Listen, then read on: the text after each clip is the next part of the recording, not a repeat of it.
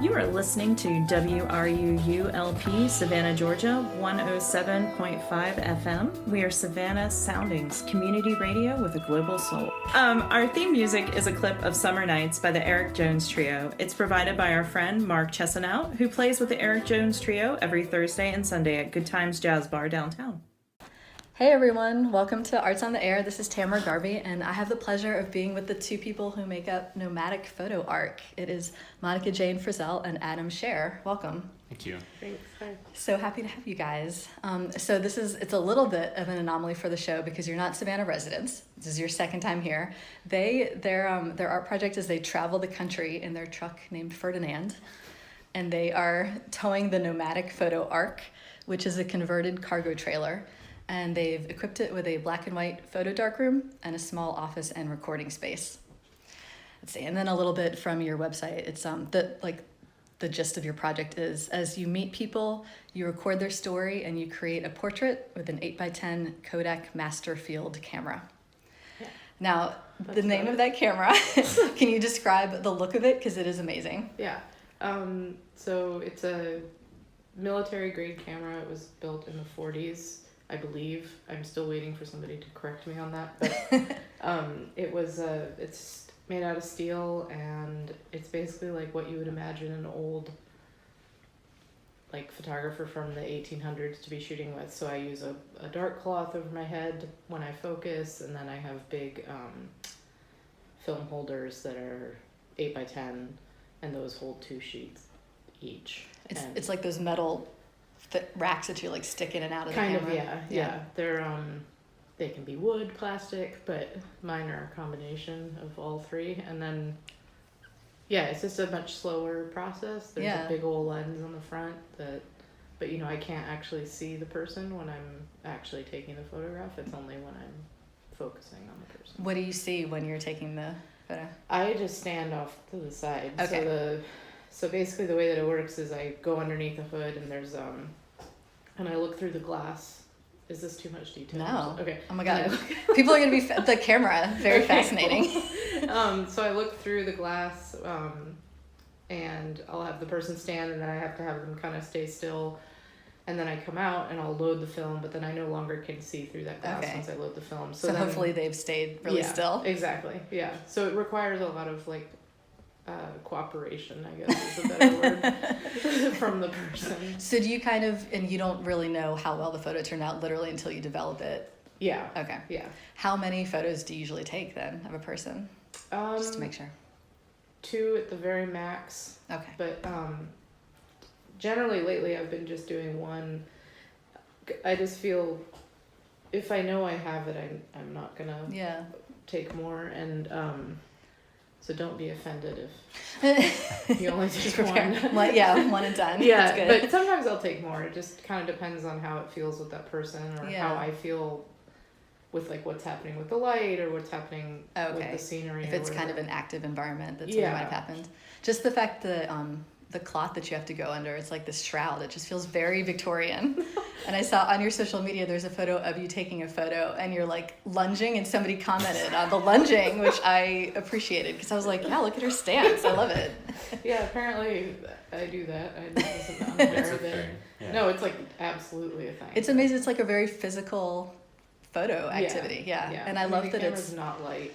It's heavy. I mean, it's such the opposite of the way that it's come down to where you point your phone and you just take 1 million and each one is worth nothing and you can just delete it if you want. And yours is it's like a sculpture. Yeah. Each piece. No, it feels really engaging, I guess. I want to just back up a second and just talk about how you guys met and you started doing this. So on your website, it said you both were from Seattle. And Monica, you had really trained in analog photography and you'd gone in various art residencies and had a job assisting a Pulitzer awarded photographer, is that right? And then Adam, I love just the two of you. It's like the perfect just combination of experience where Adam, you said you were an avid traveler by bike and you biked 3 months across Europe. Yep. Documenting by writing and photographs. And then you also had experience in recording.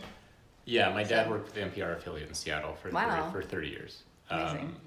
And then I went to a high school that also had a radio station. Okay. It was a magnet school, top 40 dance station in Seattle. So I hadn't done any audio editing or recording since high school, but I had done a lot of it. It had been around, yeah. What was your favorite? What's your favorite dance song? Real fast. It's a good dance recommendation. Doesn't have to be your favorite. What's one you like? I blocked that part of mine. Do you mean dance like, was it 90s kind of dancing or was it more old timey? No, it was our station was the first station in the States to play Lady Gaga on the air. Wow, I love that. So that kind of Before that New kind of York? dance. She was from New York, right? Yeah, she was the first. Yeah. That's some good trivia for your station. So when you met, did you meet in Seattle or?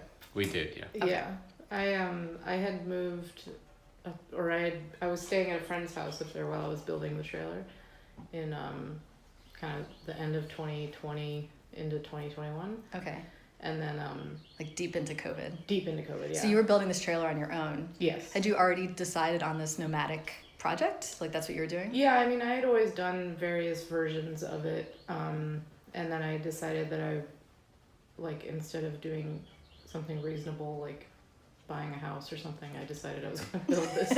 Go the this opposite. studio, yeah. Because I figured it would be something that I can take kind of anywhere and always be able to make the work that I need to make, or at least allow me to set up some hodgepodge darkroom space wherever I am. And so anyways, I went to Seattle and I had a friend he's a mechanic, but he was like, yeah, I'll help you build that. Wow. And he's like, he works on tow trucks now, but so he does a lot of electrical stuff, and he just I don't know. I mean, I just trusted that he'd be able to help me, and I had never even like touched a grinder or anything, so I had no idea what I was doing. And then and then we met in February 2021. Yeah. And you just gradually said to him, hey, by the way, I'm working on this project where I'm going to hit the road and never come back. It wasn't gradual. How did this happen? Gradual. Yeah, it was. We moved into the back of the truck about 2.5, 3 months after we met. Okay.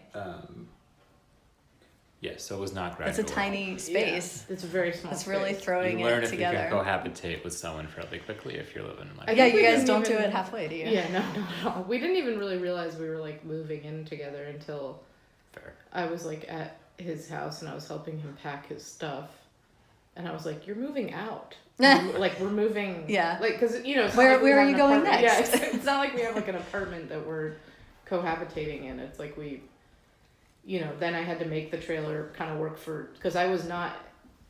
I've always wanted to find a partner that would want to do this with me, but you never expect it's actually going to happen. To meet somebody who's gonna take on something that unusual. So did you guys both, since I guess you both had homes before you moved into this thing, did you have to store a lot of stuff, or do you just like get rid of it all? What do you? No, I mean we both have stuff stored on either coast because our parents are on separate coasts. But no, I mean I've done a lot. My like those bike trips have been how I've traveled. Yeah. And so each time I do one, I have to get rid of more stuff because that's interesting. Each time I ask my parents if I can put stuff in their basement, I have less and less room that I can I can use. You're wearing out your basement welcome a little. Well, it's more that I think they have more plans for the basement. So I didn't have a ton of That's stuff. interesting. But so you had been like almost working your way up to this thing of being on the road permanently. For sure. Yeah. Yeah. So it that was was kind of baby the same steps. deal. Really? Like I mean, I hadn't lived in any place longer than a couple months for over like 2 years already. So my stuff, like, I have a lot of art and like old prints and art books and like stuff that I just cannot seem to get rid of. That's at my parents' place, and then now I also have a couple bins at Adam's folks' place, and that stuff like I always accumulate. I mean, you always accumulate, especially as an artist. You're just always it's really hard to, I mean, it's kind of this really romantic idea to be like, I own no items and I'm just free like a leaf. Yeah. But as an artist, I mean, you have things that mean stuff to you, and just the equipment to make your art takes up a lot of space. Yeah, and then the more I shoot, and photo books, because I'm obsessed with photo books, and like the more I shoot, like, I'm getting to a point where I have too many negatives to store with us, so we're, hopefully by the time we leave here, I'll be mailing stuff up to my parents' place and keeping this archive safe is the main thing, because you just never know what's going to happen. Right, climate control. Yeah, I would think, I mean, even something as small, like paper thin as a negative, if you have enough of them, it's going to take up some space and you have to do something with it. Space. Yeah. Back when people had a lot of CDs and DVDs and that took up a lot of space. And weight. Yeah. The weight of it. When you add it all up. Yeah. So you met each other and you just discovered that you both had this incredibly nomadic soul. Really early on, too, I would say, the first few days of hanging out. Yeah. Like, on the second time I wouldn't necessarily call them dates, but when we went on a walk and we had planned Adam was telling me about this bike trip that he really wants to do in Europe, and I was like, yeah, we should do that, and that's something that we're still kind of planning on doing. And I mean, that was pretty instant. Just right away, realized that was your thing. Did you, so the specific project you're doing where you travel around and interview people and then also record their story, did you come up with that right away, or did that develop after a while of trying things out? I mean, this iteration is new Monica's been doing some version of that, but having the audio component is new with me. Yeah. Because I had always interviewed people, and I have recordings of people that I photographed 5-6 years ago, but it never really went past that. Maybe I'd pull a quote from it, or I don't know, I never really had the patience, and then Adam was able to offer that. Yeah. It's just a lot of work to kind of hold on to in your head, doing both. To pair this. I mean, I'm amazed that I'm always sort of shocked at how some people are able to do all of that, but I am not one of those people. And I think Adam, us working on it together really allows us to give the time to each person very fully, which is much better. And it's cool. And I guess, so before, if you're taking this kind of long form photo with somebody, then obviously you're chatting and so you're getting their story, but maybe when the time came for you to display the work and have art shows, the words weren't ending up in the show as well. It wasn't being paired the way it is now, where it's like this almost multimedia experience at your shows. Yeah. And that I'm excited to see how that evolves over time, because the show at Sulfur right now is kind of our first time, because we do a lot of pop-ups, but it's they're up for 2 hours and they come down the next day. We don't have any time to sit with it and just be what worked and what didn't work, and tweak it. Yeah. And here it's just been so cool, just every time walking in there I'm seeing different things, and then we're trying different stuff. Different ways of approaching people, finding people to do interviews and portraits, and then just different ways of displaying it in that space, using the TVs in a video loop, so people like screens, that's fine, so they can go in if they're people like screens. If they're more apt to look at something on a screen, then they can still be exposed to the stories, still be part of that conversation, even if they're not gonna. And people are so trained to be looking at something and listening at the same time. It's just, we're all just watching TV all the time. Yeah. Yes, I'll say it to just, we'll talk about your show tons more, but basically you're getting toward the end of a 2-month long show. Is it 1 month, 2 months? So almost 2 months. Almost 2 months, Of an exhibition at Sulfur Studios, and this is going to come out on a particular Wednesday. I have a terrible memory, so I can't remember which, but 2 days from the day this comes out is the first Friday of April, and there will be a closing reception for you guys. So everybody come to the closing reception at Sulfur. There'll be a street fair. So it'll basically be to see you guys at the end of your show. So I think when your show opened, it was work up from previous cities, right? And then are you kind of swapping things out as your Savannah interviews go along? Yeah, we'll be rotating in stuff from here and then just stuff from here and other places that people haven't seen yet, that we haven't had a chance to share. Yeah, there's a lot of stuff there's quite a few prints up from Florida, which is where we were before here, but there's a lot more that I want to print, and a lot of stories. There's not a lot of stories from there's pretty much just a handful. I think there's just less 1 or than 2 5, or something. Yeah, and so I think we'll be adding in a lot of that, and then I think by the time the closing is, we would have photographed about 30 people here, give or take. So we'll include some of them as much as So when you guys first started and you were in Seattle, where did you take off to first, and how much of it is planned out? We were in Bellingham. In Washington. Yeah, in Washington for a couple months, and that was we were living at an RV park and really just sort of figuring out I was going to leave Seattle in March. But then when I met Adam, I was like, okay, maybe we'll see what this is. So I stayed, and then Adam took a job in Bellingham, and we stayed there until July, and then Adam quit that job. Yeah, and then I was like, Adam, do this instead. And then he quit, and then we ended up going to North Hero, Vermont, which was a place that had kind of invited us to come and do it. And this was the first time we'd ever really done it, where like we photographed people in Seattle. We we worked out figured it out. We worked out some on kinks our friends and like neighbors and stuff. And at the RV park, it was really great. Your fellow nomads. Yeah, exactly. But then when we went to Vermont, that was like the first place that was really, we had like no connection. Right. And like we had no idea what we were doing really. And you said they had invited you. How did you reach out to just various entities? My mom is an artist. She's a painter, and she was doing a show there, and she told the gallery owner, it's like this art space. It's not even really a gallery, but she had told her what we were doing, and she was like, they should come. And originally we were just going to fly out, but then they heard about the whole thing, and then they wanted to bring the whole thing. So and also we were only supposed to be there for a week, but then there was somebody that offered us some housing and offered us to stay there for a whole month, so that we were there for an entire month, and we only photographed about 10 people. So we were learning how to do what we do, which is like,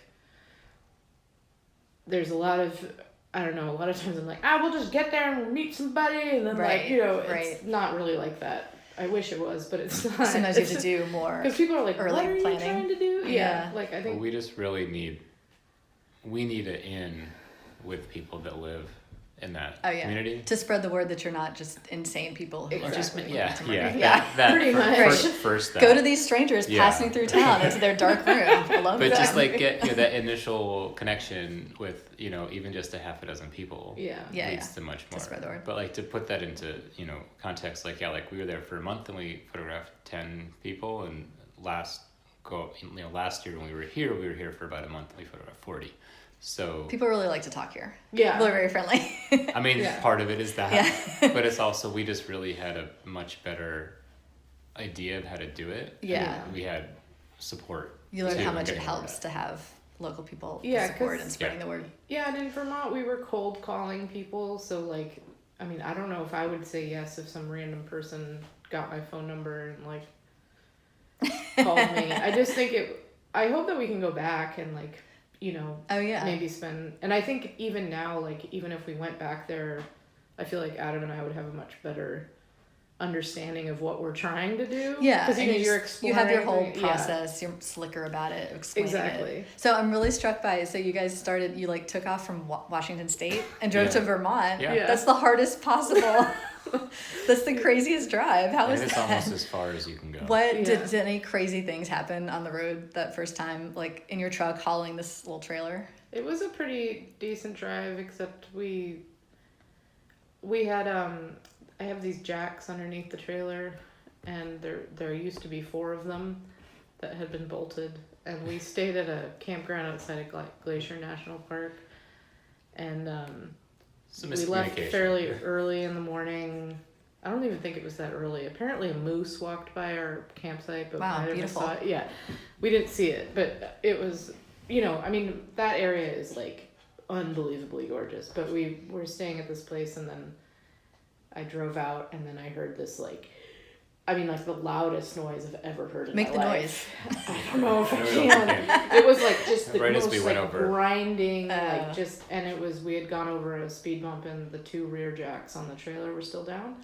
So they had wedged into the cement, and we couldn't move, and we were blocking the entire exit. But then this guy rolls in with he rolled in on one of those giant bus RVs, and he was like, "Oh, we've all done it," and then really? all these campers came around and were helping us jack it up. There's a jack. And then I pulled them off, and then but they were just like completely mangled, destroyed. So these are sort of like anchors? They're stabilizing jacks, Yeah, right. And like, I had, who knows? I think Adam and I both thought that the other person had done it.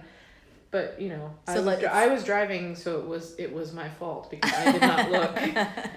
It was I think these things just about like the physicality of both the truck and the arc that you're pulling. You have to come up with like divvying up your roles in it or whatever. And that we've just gotten better at doing as we've been with it more, and it's you know, the inside of the trailer has changed so much. Like so many parts of when we were first traveling, it took so long to pack up, and it looked like to set up anything, and now it's fairly quick. It's not 5 minutes. Or something. It's 5 minutes. It's not and that's just taking time. Like I was curious. So when you have like your own cool darkroom for black and white, which those are sort of old enough. I remember in high school taking black and white photography, and the darkroom stuff was so fun. There was like the part of getting the film out of the camera and on the reel with your hands in a bag, and then the developing the film, and then developing the prints in the little trays of chemicals.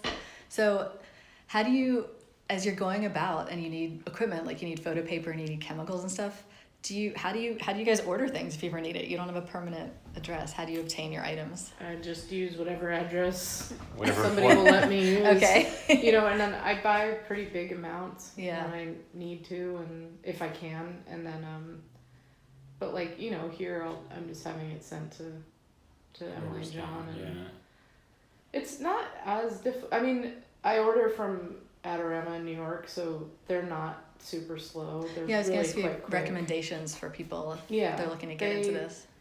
I'm a big Adorama supporter.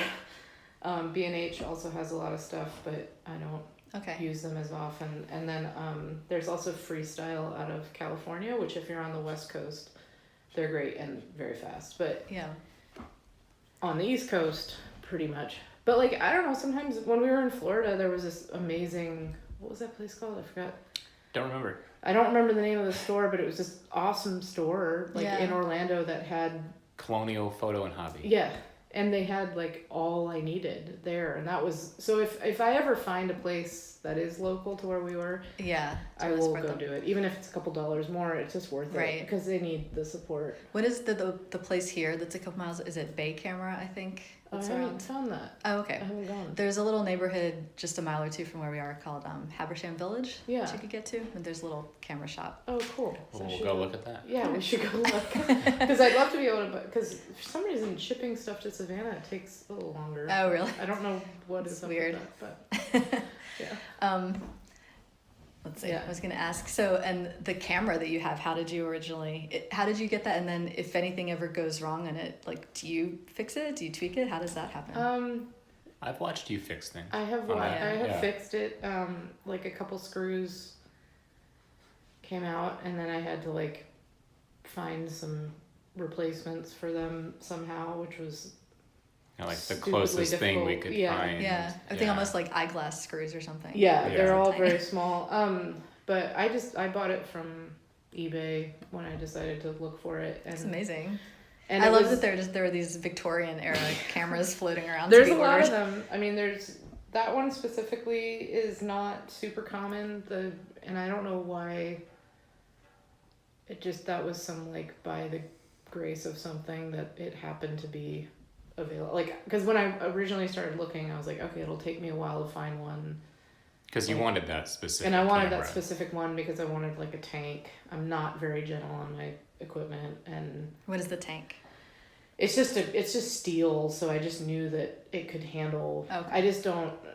The wooden cameras are beautiful, and I think that it would be lovely to have one day. But like, I just didn't trust myself. This thing has to be, traveling across the country. Yeah, and it's just everything's rattling a lot. Like, I'm not kind to my equipment. I should be much kinder, but whatever. They love me. The camera loves me. But it and then I just looked and there it was, and then I emailed I put a bid on it, and then the guy actually emailed me, and he runs this place called Cat Labs out of Massachusetts, and another great store. They refurbish a lot of stuff, and he was like, are you looking for just the camera? And I was like, no, I need the whole kit. I need the backs. I need all that stuff. So he put it all together, and then I bought it from him. But it was great. But that's amazing find. Yeah. Do you ever keep in touch with that man? Does he know what you're using all this for? No, I emailed him a while ago asking about parts, and he said he would keep an eye out. But he might like to see just what you're doing, you know. Yeah, he sees like that. Where his baby is going across the country, what it's doing. Yeah. Yeah. Maybe all the people it's documented. It has. It's documented a lot of people now. But there's a woman who I do my art full time, and I make a lot of prints and cards. And there's certain people that I just have kept ordering the same equipment. Like there's a woman who I've just been ordering envelopes from, you know, every 2 months for like 5 years now. And eventually we became Facebook friends, and we keep in touch. And she looks at my art. It's really funny. And so yeah, she sends me the envelopes, and she's like, I love these recent cards you're doing. That's really cool. Okay, well, I wanted to ask, so I looked on your website, it looks like you do a lot of art residencies. How does it work, like the administration of having to look ahead to various projects and apply to things, and how do you, is it like a constant process of having to look ahead and plan out your year? Is everywhere you go an artist residency, or do you ever just go to a random city? No. We're not, we would love to be able to go to like more like just pick and choose where we go.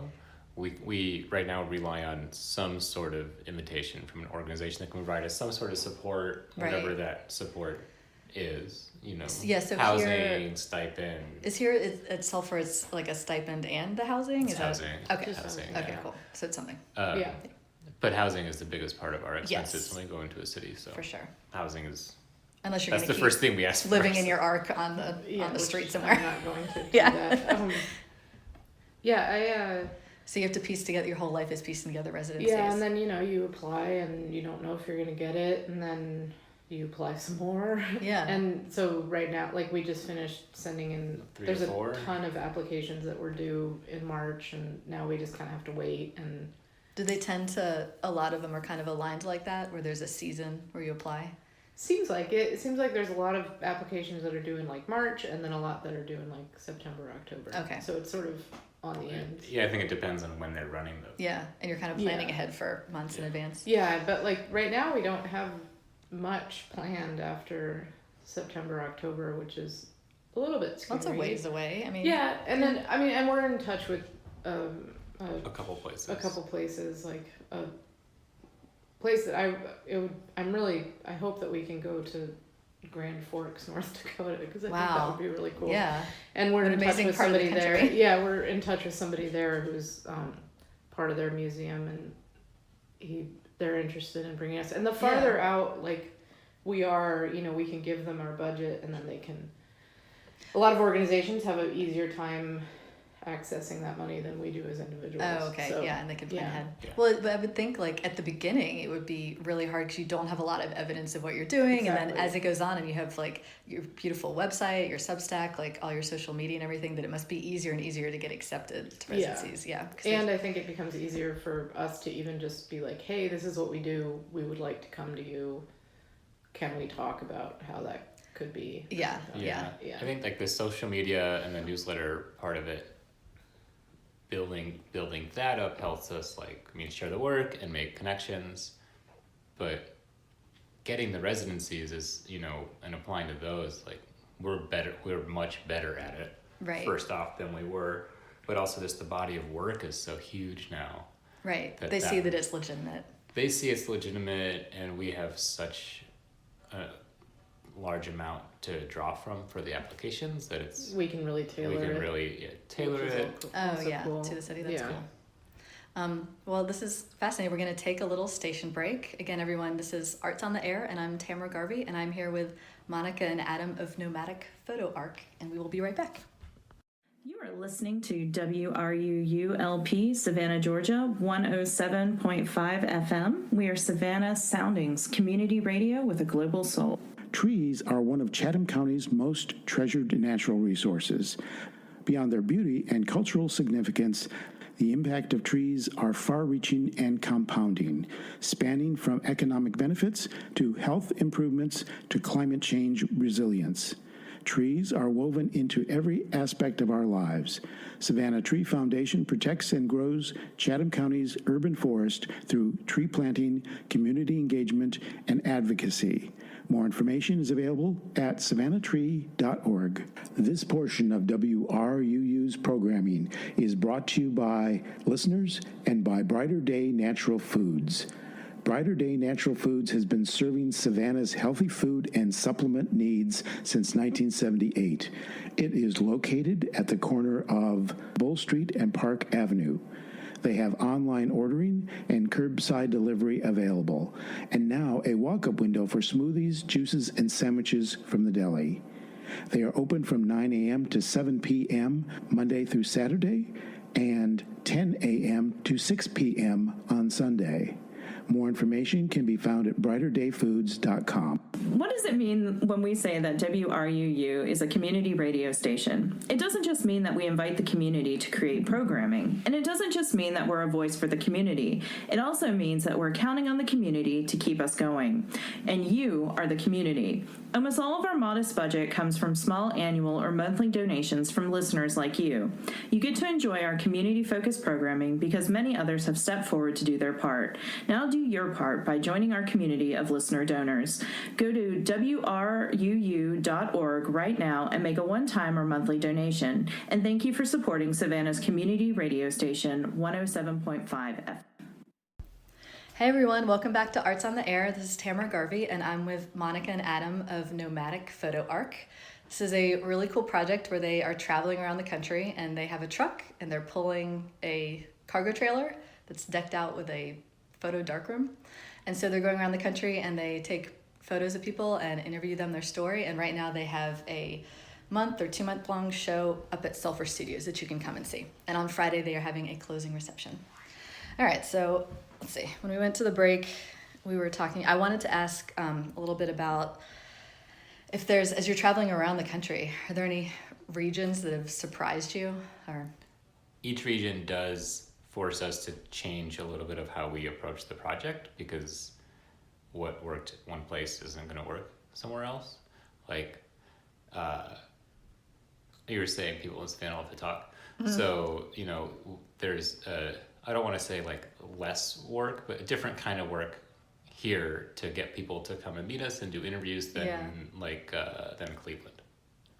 It was more, or even in Florida or Orlando where we were, just more, you know, some places we have to do more, you know, kind of like work and like greasing out. the wheels. Mm-hmm. Is it so? It sounds like sometimes you're in bigger cities also, like Cleveland. Are you ever in huge cities, or is it always kind of a certain size? No, Cleveland, okay. Orlando. Or you're not doing like LA. No. I mean, because ideally we'd be doing smaller. Yeah, smaller I mean, our goal is to do, you know, cities that are less than 1,000 or something like that. Or towns, I guess is what I should say. It's kind of a good balance where they have to, you know, have some kind of gallery or arts residence to host you, but small enough where people have time to come and talk to you. Yeah, right now, but I mean, eventually we'd like to be independent of that and just be able to go, you know, however we're funded in a way where we can. Yeah. We would like to go to Butte, Montana, and they don't have an arts organization to bring us. Yeah. It's a space we'd like to go to. So putting out in the world, maybe some museum is listening. Yeah. I'd like to host a retrospective. And then you can travel. Yeah. What is for each of you, what's the thing that you really love about being on the road all the time? Just love the movement of it, being in a new place, you know, as much as we can. And I mean, that's what I like about traveling on the bike too. Yeah. It's that kind of constant, you know, a little bit of constant motion and both, you know, physically and mentally. Yeah. Yeah, I agree. I think I don't know, I just like getting to new places and figuring out what I'm supposed to do to be there or something. Yeah.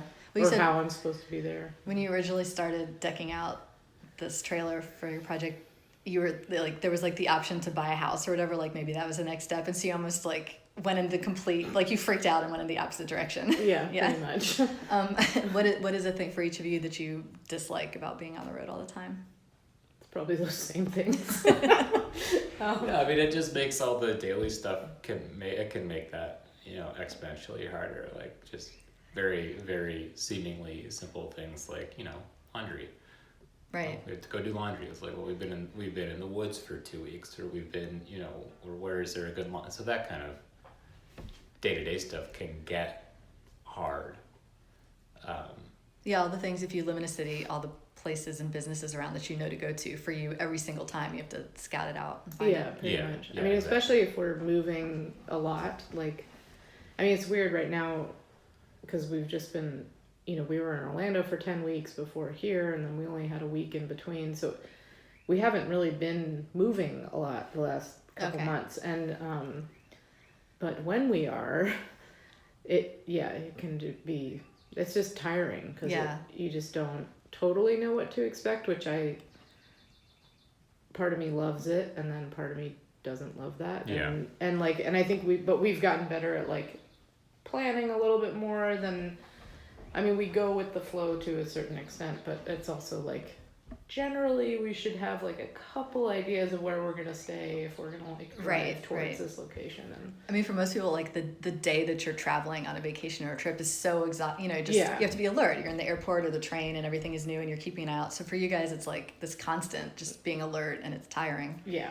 And driving that trailer is not an easy thing to do. It's it's a very, for me and my poor truck, that's like just trying to pull it. Yeah. But it's like a lot. Yes. But we also don't get to split the drive anymore because we have 2 vehicles now. Oh, okay. So those long drives were in separate cars. What is your other vehicle? The Subaru.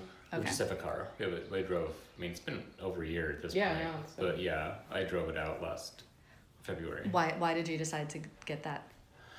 We just needed another car when we're in a city. Okay. Oh, so that's for when you're hunkering down in the city, you need to get around. Okay. I mean, it's great even if we're camping or something, and if we're staying out somewhere, because then you don't have to move the truck, you don't have to move, and then hitch it. That makes sense. Yeah. And the least amount of like wear I can put on that truck, the best, I think. So it's just, and driving it in cities it's a big thing. It's not, how many miles does the truck have on it now? I bought it with 109,000, and I think I'm around 160 now. Yeah. And I bought it like 2 years ago. Oh wow! So she's getting tired. Yeah. Yeah. But you know, she's strong. That's so you used to be able at least to like split the driving, and now you don't have that luxury anymore. And actually, that first drive across the country was the only time where we split the driving. And even that, I still probably did most of it. But just even being in the same car.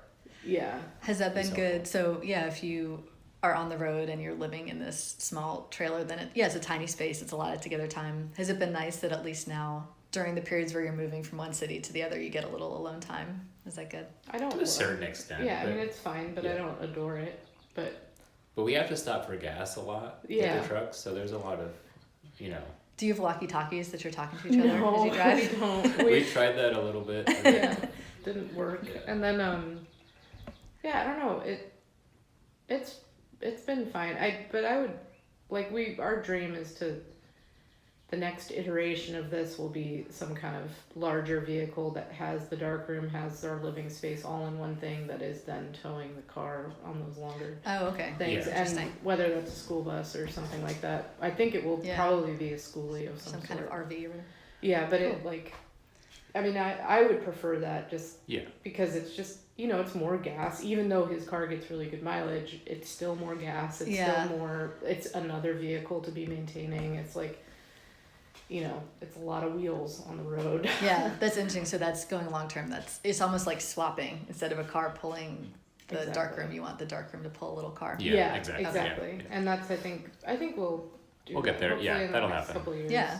But museums, heads up. Yeah, exactly. They need anybody funding. have a bus that we build up for? I love a school bus would be amazing. You could paint the outside and it would be this crazy mural, and you could be like advertising on the bus what it's for. And imagine how exciting everybody will be when they're near you on the highway. Yeah, I think it would be, I don't know, it would be really, and it's also just like with a camper on the truck, we're still kind of limited on where we can sleep, and I think a bus too would allow us to kind of just pull into different parking lots. Oh yeah, a school bus in a neighborhood is totally fine. Yeah, right. Nobody will know. Just on the curb. Yeah. No, but I want to talk. We haven't really gotten into so much like your actual project when you arrive in the city and you start the interviews. And Adam, you mentioned before we were recording that you don't really prompt people and you don't give them any kind of time limit. You just let them start talking. We have a prompt Okay. that we give, but we don't ask a ton of questions during that. You kind of just, nod your head and smile and let them keep going. Yeah. But there's there's a time limit in that someone else may have signed up for an hour and a half after you did, and so you can't talk to us for 3 hours because that might mess up the next person. But yeah, we give a prompt and we kind of just let them go. So when somebody signs up for an appointment with you, what happens when they arrive for it? Right now we're doing them at the gallery, or a lot of them are at the gallery, but we also really like to meet people either at their house or, some kind of location that has meaning to them. Okay. So you give them that option to decide on. Yeah, they have that option. And then, so we meet them and then we pretty much just go right into it pretty quick. Like, we'll sit down and we talk and give them a prompt, and then we talk with them for up to an hour, and then we go outside and take a photo. So okay. It's like the photos often it's the fastest shortest. part. Yeah. Really? Just setting up the camera is the... Yeah, that takes the longest, and then often it's like I'll take the picture and they're like, oh, that's it? Yeah. Like, that's it. So you do the talk first and then the photo. Have you found that works? Like, did you ever do the photo first and then the talk, and does sometimes one way work better? Like we're meeting somebody at 6 in the evening next week, and that's gonna we'll have probably to do the shoot photo them first. Yeah. Because we'll lose the lighting. Yeah. So what is it? Do you feel comfortable sharing the prompt, or do you like that to just be a secret for when people sign up? Sign up and find out. All right. I could see, so people, and then they talk for however long, and then you edit it down to 5 minutes, you said? I shoot for 5 minutes, yeah. Okay. Especially for a gallery setting. I will shoot for 3 to 5 minutes because I want people to be able to actually, there's our friend. The train friend, yeah. The train is talking. I want folks to listen to it. Yeah. And that's kind of the max that someone's gonna... So in the gallery, if they, there's like their photo being projected and then their voice playing for 5 minutes, and then it just swaps to the next person. Mm-hmm. And then also at the show, you have, various walls of just the portraits that are up. How do you pick the 5 minutes? Do you look at the photo and pick something that you think goes with it, or you pick the most meaningful? I edit the whole story down to 5 minutes. So, they're, for the most part, we've gotten better at guiding them to like an actual like cohesive like story. Yeah. So there's plenty of tangents in the middle, but there's going to be a beginning, middle, and end to the story. Oh, you want it to be a little like a narrative. Yeah. And we kind of coach them through that, like explaining what we need at the beginning, and we Adam often says we're really looking for a beginning, middle, and end, and like trying to because our prompt is about an event, so it does lead itself towards that. Mm-hmm. Yeah. Do you find, and then people, they go off and they talk about tangents. Do you think that, like, if you're very silent and you're just sort of like quietly looking at someone and giving them space, that people tend to really go on and talk and share? Yeah. Yeah, for the most part. Some people are like, oh, I'm done. That's my story. Yeah. And then you might ask, a couple follow-up questions, but really, if we ask, we'll ask some questions. I'm trying to ask questions that are geared towards like, if I don't have that like ending, like a nice bite button on it to no wrap it for up? that or a good nice little quote, then I'll kind of be pushing for that a little bit. But sometimes it just kind of peters out and you're just kind of sitting there in silence. Okay, I guess let's go take a photo. I guess maybe you need to coach them. Like, the end is the most important part. If somebody is looking at this as a project, then it needs to be wrapped up in a powerful way. So you have to keep asking them questions until you get like sometimes some kind of good... sometimes not always. I mean, some folks it doesn't always work. Plenty of it doesn't always work, but I'd say more so we don't always need to. Right. They'll have done it for us. We don't have to. There are plenty of stories that are amazingly powerful and some people just give us hardly had to ask anything. Quotes. Yeah. Like a lot of very good quotes. Do you think for a lot of people it feels cathartic to do it? Absolutely. Oh, that's start going. I think that was talking about something that's surprising. I'm still continued to be surprised at how grateful people are for just having the time to talk and be heard, and I think that I think it says a lot about our society that pretty much everybody leaves feeling like relieved in some sense, I think, and I think that's kind of makes me sad a little bit because I just think everybody should have that opportunity. Yeah. But it also, I'm really glad that we can give that to people. So your project is kind of about you're like just documenting everyday people, and it's just giving people a chance to like a venue and a chance to be heard of whatever is maybe even something that they didn't realize was weighing on them, but then you give them this prompt and then their mind is going, and then suddenly like a big story comes out. Yeah. Yeah, I think one of my favorite things that happens is when people make realizations about themselves in the middle of that process, but like, oh, I've never thought about it like that. Yeah. And so that's a powerful part of it. Yeah, it's really as well. like therapy. Yeah. Yeah, it's amazing. We are in no way licensed, Yeah. but it is very simple. We do But not it, claim to be no, therapists, but it even in the is. slightest. The process is similar to talk therapy. Yeah. Do they ever ask you questions back and you get in a little of a dialogue with them about That's it? how we end We end it by wanting them to ask us questions or add things. So usually it is, kind of, we have a conversation about us and them at the end of the interview. What would you say, what proportion of the stories are like kind of somber and therapeutic versus just like very positive and fun? I think that for a lot of the stories, those two things are not separate. They are oftentimes big moments in their life, and they are often somber moments or sad moments or heavy moments in their life, but they're all really positive because they're all about overcoming those moments and what happens after. So I would say that most of the stories are probably not on the light side of things, but they're all positive stories. Yeah. Yeah, I agree with that. I think some of them are harder, like if I relate to them in certain ways, or if Adam relates to them in certain ways, I think they can be more intense for us to listen to. And then, like you said, that usually by the end they've framed it and it's, they've overcome something. If somebody's sharing is like, if something bad is happening right now and you're venting to your friends and you're not through it yet, then it is just somber and hard. But because they're talking about things in the past, and I guess the longer that it's been since it happened, then the more they've kind of gotten through it. mm-hmm. Yeah, for sure. And some of them are,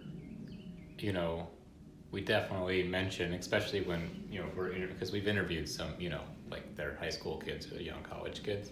So we're very clear. It's like, you might be in, this moment that you want to share with us, you could be in that moment right now. But they still end up being pretty positive stories. Yeah.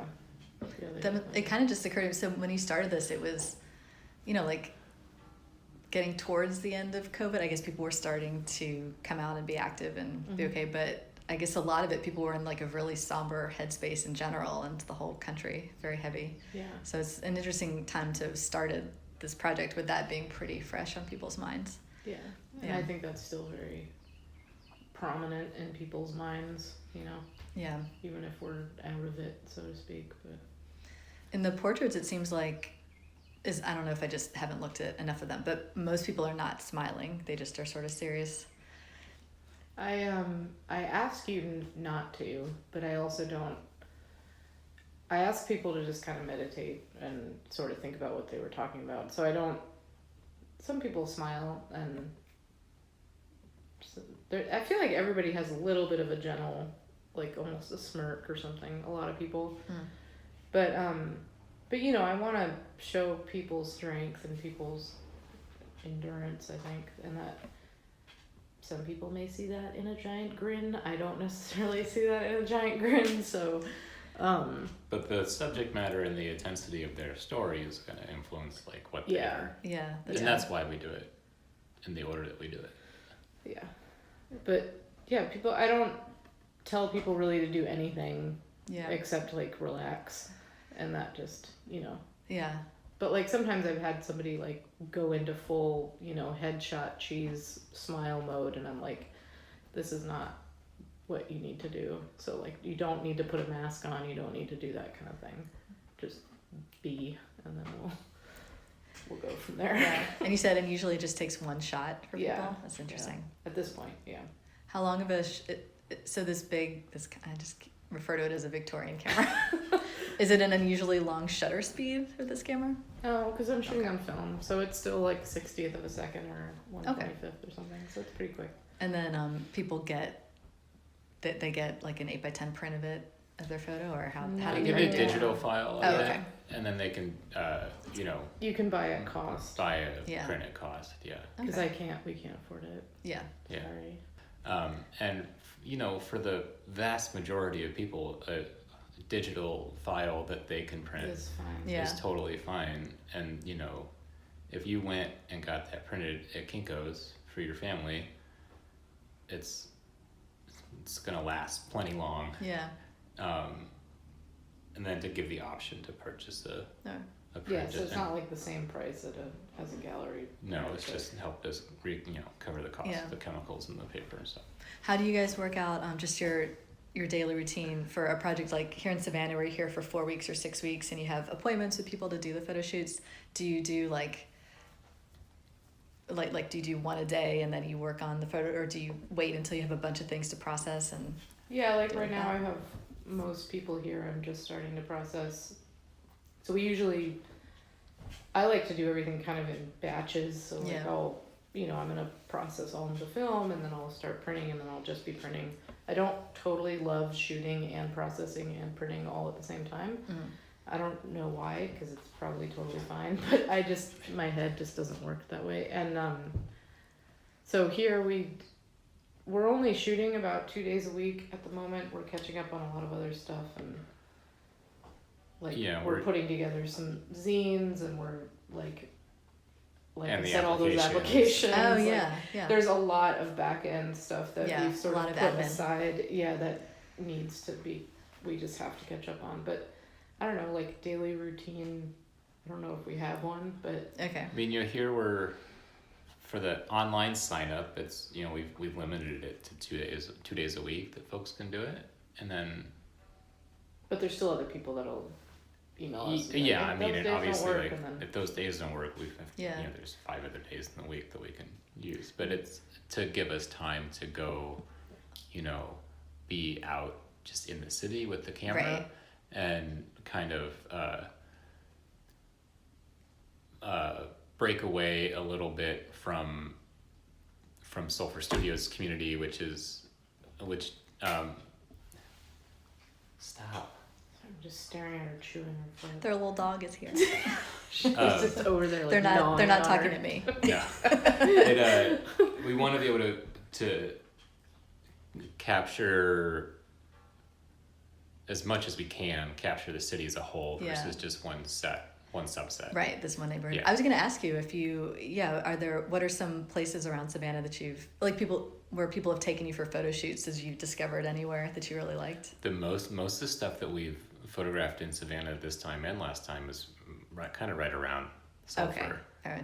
They haven't taken you just out into the countryside or something? We met somebody at Skateaway. And we photographed someone at Daffin Park, so not a ton not of too much. Okay. Not too much. In Daffin, there's that nice in the middle. There's this oak tree lane. That's Yeah. part With of the it. trees. That's what we Okay, shot, like a yeah. mini Wormslow. Yeah. Have you guys gone out to Wormslow?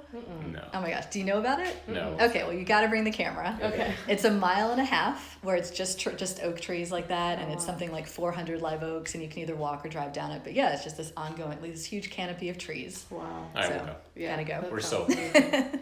Yeah. Yeah. Is there where around Savannah have you loved? Where have you discovered? I mean, we haven't honestly had Okay. a chance to explore, and we didn't last year at all, and now we have the time, and now we've kind of finished some applications that we have time to explore. So we. But I mean, I go to Daffin Park almost like 3 or 4 times a week because I run there. And That's cool. That I love that park. Yeah.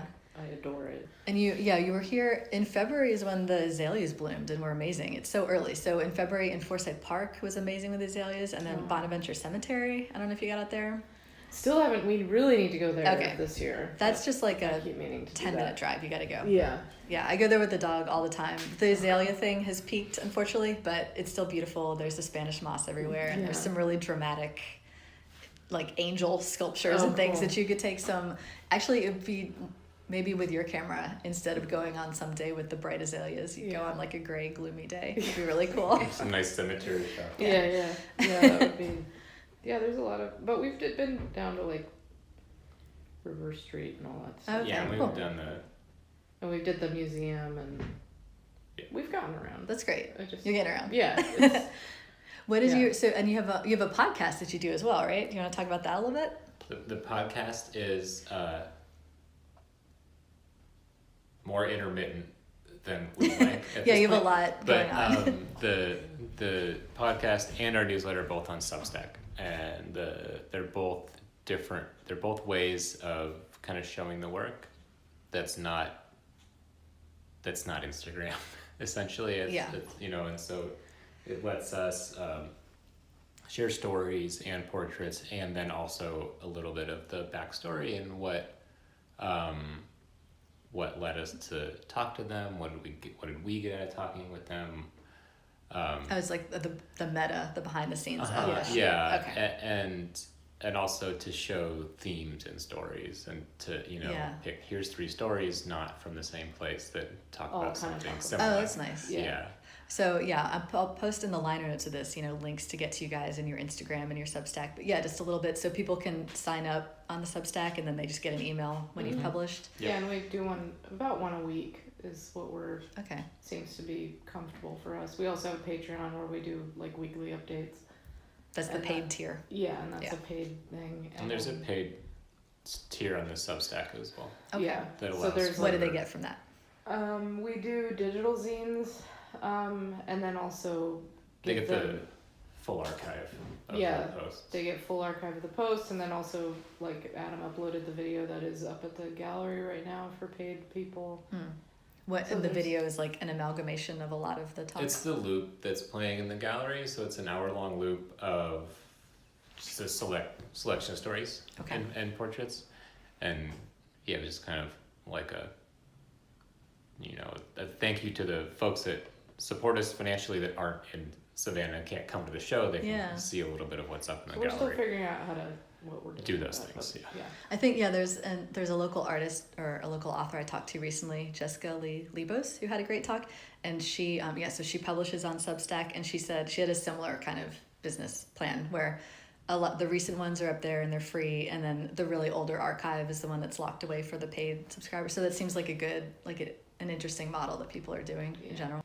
What are some, I don't know, just to kind of wrap this up, any kind of common themes that you want to talk about? Or the coolest part for me about the project is seeing all the common themes. Everyone has a story.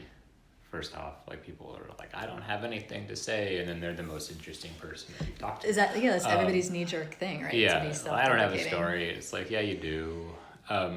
Just there are a lot of commonalities in the stories that we find, and